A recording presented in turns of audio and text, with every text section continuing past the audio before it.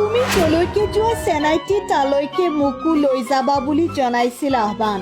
তুমি যলৈ যোৱা চেনাইটি মোকো লৈ যাবা আৰু এদিন চেনাইটিয়ে আইজনীক সঁচাকৈয়ে লৈ গ'ল। মোৰ দুখ লাগিছে অত্যন্ত, কাৰণ সেইখিনি মই প্ৰকাশ কৰি মই দেখুৱাব পৰা নাই মোৰ ল'ৰাটোৰ কাৰণে। আইজনী মানে প্ৰণীতা ৰাজবংশীয়ে হাতত মোবাইলটো লৈ অনবৰতে ৰিলে বনাই থাকে। आपके प्यार में हम संवरने लगे ৰিল মানে একেবাৰে প্ৰেমৰ ৰিল। लड़का नहीं जिंदगी है मेरी য'ত হিয়া দিয়া নিয়াৰ কথা।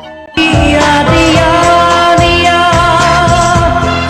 दिया दिया আৰু এদিন 14 বছৰীয়া সন্তানৰ মাতৃ প্ৰণীতা ৰাজবংশীৰ ৰিল চাই প্ৰেমত পৰিছিল 27 বছৰীয়া হীৰক তালুকদাৰ।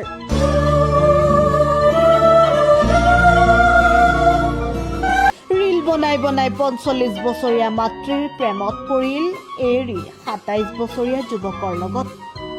অৱশেষত 27 বছৰীয়া যুৱকৰ লগত পলাল 14 বছৰীয়া সন্তানৰ মাতৃ। তুমি যলৈ যোৱা চেনাইটি মোকো লৈ যাবা নলবাৰীৰ বুদ্ৰুকুছিৰ 45 বছৰীয়া প্ৰণীতা ৰাজবংশী নামৰ মহিলাগৰাকী প্ৰেমত পৰিছিল একেই গাঁৱৰে হীৰক তালুকদাৰ নামৰ যুৱকজনৰ লগত। আৰু এই প্ৰেমৰ বাবেই 14 বছৰীয়া সন্তান আৰু স্বামীক এৰি পলাল প্ৰণীতা ৰাজবংশী। আৰু ইফালে স্বামী গৌতম ৰাজবংশীয়ে পত্নীৰ মৰম লগা ফটো আৰু ৰিল চাই দুখৰ সময় পাৰ কৰিছে।